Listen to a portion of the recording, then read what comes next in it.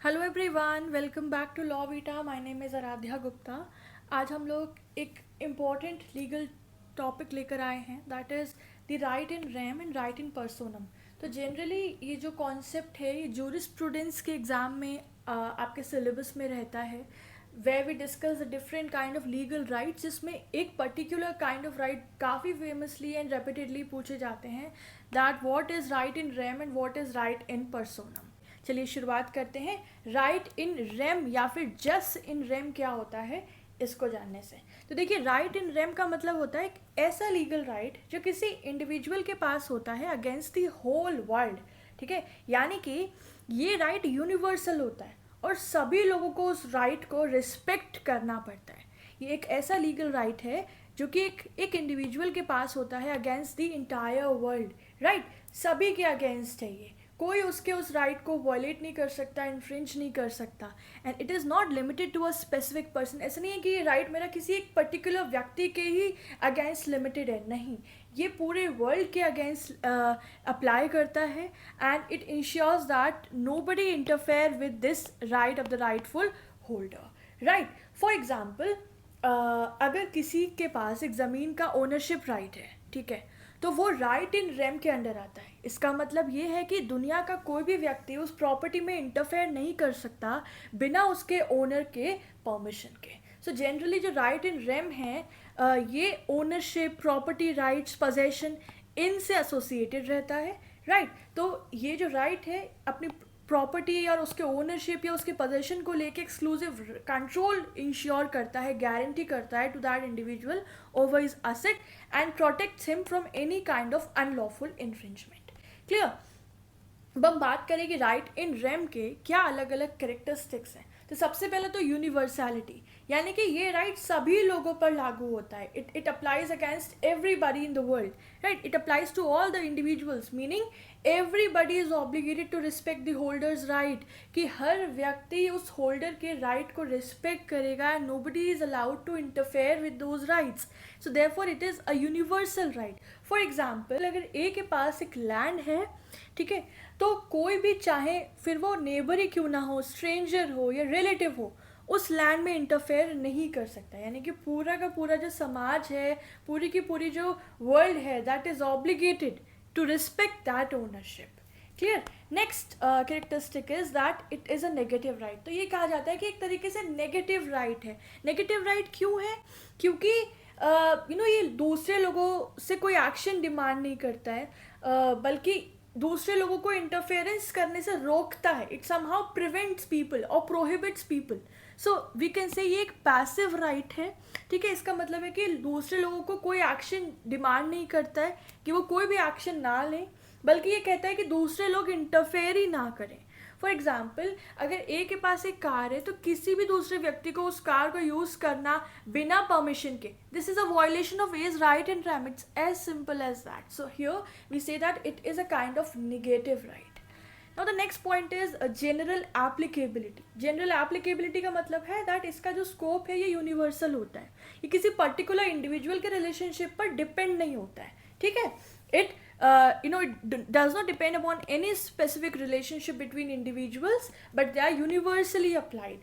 For example, एक घर का जो मालिक है वो हर किसी के अगेंस्ट अपना ओनरशिप क्लेम कर सकता है, चाहे वो टेनेंट हो या कोई थर्ड पार्टी हो या कोई उसका रिलेटिव हो, अगर he has the wholesome ownership of his right. So this is what we call the general applicability.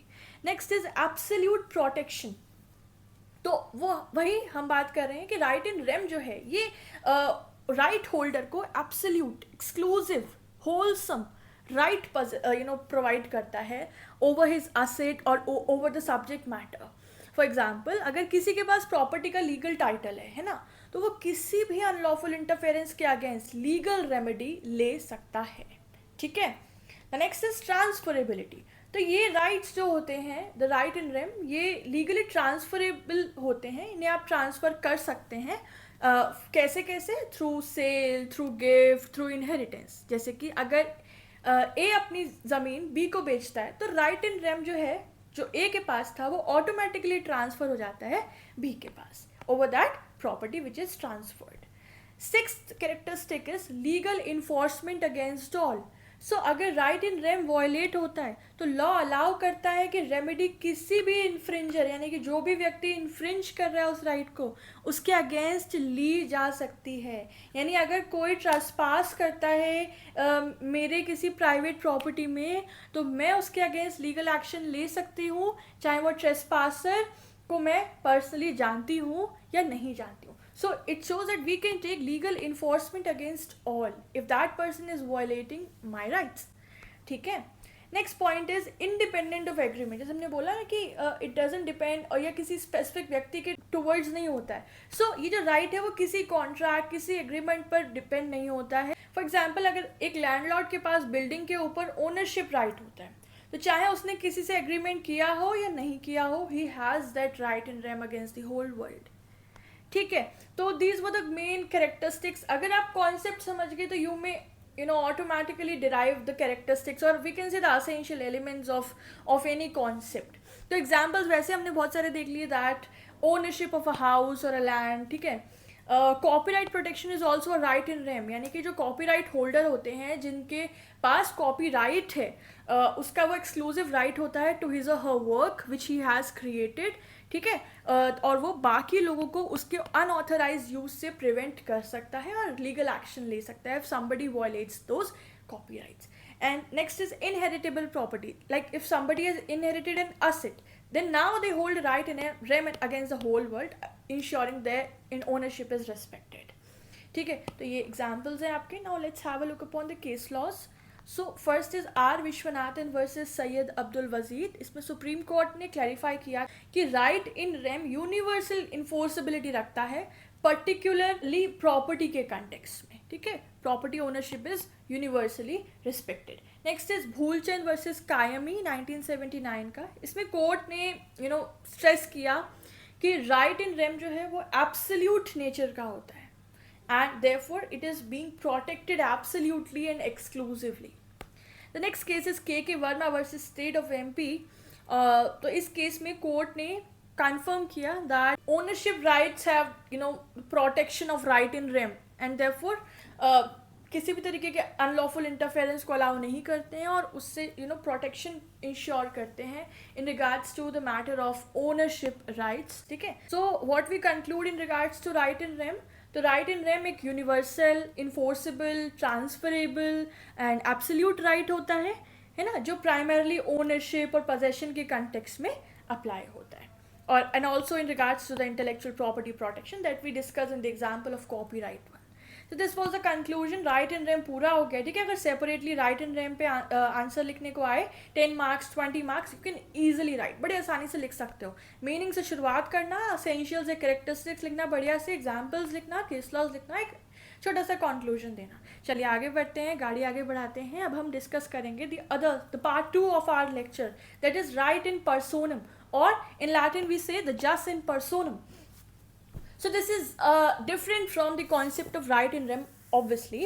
तो right in personam एक ऐसा legal right है जो किसी स्पेसिफिक इंडिविजुअल या किसी स्पेसिफिक ग्रुप के अगेंस्ट इन्फोर्सेबल होता है. तो ये बिल्कुल डिफरेंट हो गया राइट इन रेम से, जहाँ राइट इन रेम पूरे वर्ल्ड के अगेंस्ट इन्फोर्स किया जाता था, लेकिन राइट इन पर्सोनम वर्ड से समझ में आ रहा है कि किसी इंडिविजुअल के अगेंस्ट होगा, किसी पर्सन के अगेंस्ट होगा, किसी स्पेसिफिक ग्रुप के अगेंस्ट होगा, rather than the general public, right.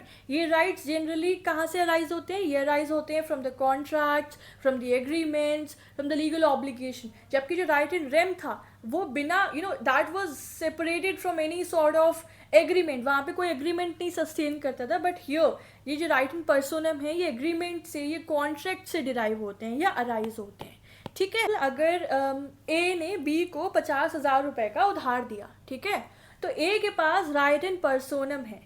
ये राइट सिर्फ बी के अगेंस्ट इन्फोर्सिबल है, किसी तीसरे व्यक्ति के अगेंस्ट नहीं है. तो यहाँ पे ए ने बी से उधार लिया 50,000 का, तो अभी जो राइट है बी का ए से वापस अपना उधार लेने का, वो सिर्फ और सिर्फ ए के अगेंस्ट है, ठीक है. This is what we call the right in personam. Now let's have a look upon its characteristics. पहला है स्पेसिफिसिटी, यानी कि ये राइट सिर्फ स्पेसिफिक इंडिविजुअल्स या स्पेसिफिक ग्रुप्स के बीच में एप्लीकेबल होते हैं. It's as simple as that, जैसे मैंने अभी बताया ए और बी के बीच में था सिर्फ. दूसरा, जैसे कि right in RAM negative right था क्योंकि वो लोगों को प्रिवेंट कर रहा था टू इंटरफेयर और या उनसे प्रोटेक्शन इंश्योर कर रहा था, बल्कि यहाँ पे जो राइट है, right in personam is a positive right, ठीक है, ये एक्शन डिमांडिंग राइट होता है, वहाँ पे एक्शन डिमांड नहीं किया जा रहा था, therefore that was a passive right, but here the action is being demanded, यानी किसी व्यक्ति से कोई काम या ऑब्लिगेशन फुलफिल करने की डिमांड करते हैं. So this right requires action from the obligated party कि भाई तुमने पैसा लिया है उधार पे, उसे वापस करो. तो जो हमारी स्पेसिफिक ऑपोजिट पार्टी है, हम उससे एक्शन डिमांड करते हैं rather than just preventing interference. No. For example, अगर एक कॉन्ट्रैक्टर ने एक बिल्डिंग कंस्ट्रक्ट करनी है, ठीक है, उसको हमने एक कॉन्ट्रैक्ट किया कि आपको हम एक बिल्डिंग कंस्ट्रक्ट करनी है, तो उसके पास अब ये ऑब्लिगेशन होता है कि वो काम कंप्लीट करके क्लाइंट को दे. So this is a what we call as a positive right, और we can say the active right. ठीक है.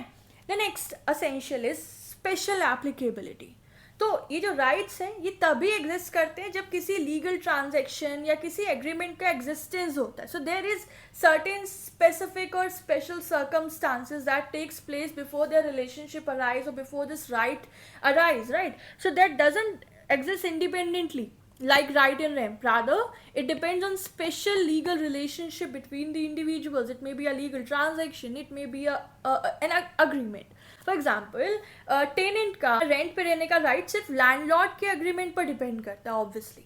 ठीक है, this is the example. The next point is arises from legal transactions. The same thing कि चाहे contract हो, lease हो या सर्विस अग्रीमेंट हो, ये सब लीगल ट्रांजेक्शंस राइट इन पर्सोनम को क्रिएट करते हैं. जैसे कि ए ने एक फ़ोन ऑनलाइन ऑर्डर किया, ठीक है, तो सेलर के पास ऑब्लिगेशन है उसे बायर तक डिलीवर कराने का. ठीक है, it arises from a legal transaction. Next is subject to the personal enforcement. तो इसमें आप सिर्फ उस व्यक्ति के अगेंस्ट लीगल एक्शन ले सकते हो जो ऑब्लिगेटेड है towards your agreement which have been created. So आप किसी थर्ड पार्टी के अगेंस्ट एक्शन नहीं ले सकते हो. फॉर एग्जाम्पल, लोन डिफॉल्ट होने पर सिर्फ बोरोअर के अगेंस्ट केस फाइल किया जा सकता है ना. You may file the action, the legal action directly against the borrower to recover the money. The next point is limited scope. Yeah, obviously, in comparison to the right in rem, right in personam का जो scope है, इसमें जो rights का scope है वो narrow और context specific होता है. For example, एक sale contract का breach सिर्फ उस contract के parties को affect करता है, इंडस्ट्री के किसी और व्यक्ति को, किसी और ग्रुप को अफेक्ट नहीं करता है. So therefore it has a limited scope of application. And the remedies are obviously, legal remedies are available in the form of damages, the compensation, specific performances, etc.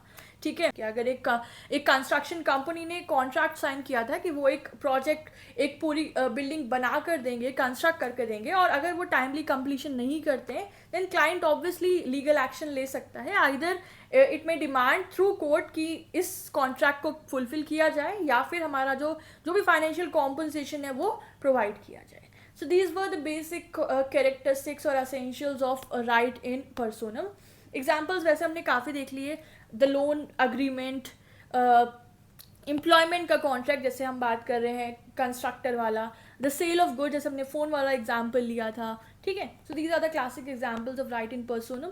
Let's have a look upon the cases. The first is M.V. Elizabeth versus Harwan investment. तो इस case में supreme court ने establish किया कि admiralty suits right in personam होते हैं, specifically against the liable party. ठीक है, तो जितने भी एडमिरल्टी सूट्स होते हैं they are termed as right in personam. The next is union of India versus Bombay tyre international. So इस केस में कोर्ट ने क्लैरिफाई किया कि contractual rights personal obligations create करते हैं, and in that context they gives rise to the right in पर्सोनम to the parties respectively. ठीक है. The next is state of Maharashtra versus Mayer Hans George. तो ये case contract और personal duties की enforceability को explain करता है under the purview of the right in personam, ensuring enforceability between the specific individuals. So let's have a conclusion upon right in personam. तो right in पर्सोनम में contractual और relational rights होते हैं जो स्पेसिफिक इंडिविजुअल्स के बीच enforceable होते हैं. ये पॉजिटिव राइट होते हैं, लिमिटेड राइट होते हैं और डिपेंडेंट होते हैं पार्टीज़ के बीच के एग्रीमेंट्स के ऊपर. ठीक है, so this was all about the right in personam. Now let's have a look upon the key differences between right in rem and right in personam. ये क्वेश्चन बहुत पूछा जाता है. हम लोग 10 पॉइंट्स देखते हैं. वैसे तो हमने इन दोनों कॉन्सेप्ट को पढ़ते हुए ही उनको कंपेयर करते हुए समझ लिए थे differences, but still let's have an answer here. पहला आप डेफिनेशन लिखेंगे कि right in rem is a right which is enforceable against the whole world, और right in personam it is applied only to a specific individual. What else do I need to explain here? Next is applicability. तो right in rem universal होता है, जबकि right in personam specifically apply होता है. Next is nature. तो right in RAM negative right है and right in personam positive right. This is the nature. Next is legal basis. तो generally legal basis होता है राइट इन रेम का ownership right और property right, और right in personam जो है वो कॉन्ट्रैक्ट एग्रीमेंट्स या लीगल ऑब्लिगेशन से अराइज होते हैं. Next talking about the enforcement. तो राइट इन रेम जो है वो इन्फोर्स कराया जाता है against the whole world, against anybody who is violating the right, जबकि राइट इन पर्सोनम सिर्फ उसी व्यक्ति के अगेंस्ट इन्फोर्स किया जाता है who is the obligated party, right?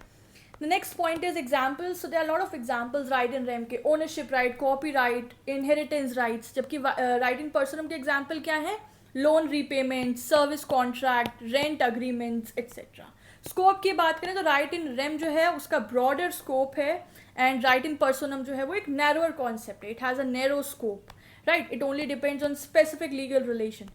case laws आप लिख देना जो हमने ऊपर डिस्कस किए थे. Talking about the area of law, तो right in rem is particularly associated with property laws और ownership rights, है ना? property laws से associated है. और जो हमारा right in personam है it is primarily linked with the contract law. ठीक है? So here we can write the area of law. The last point here is effect on others, कि दूसरों पे क्या असर पड़ेगा. So right in rem basically obligates everyone. It obligates all to not interfere with somebody's right in rem.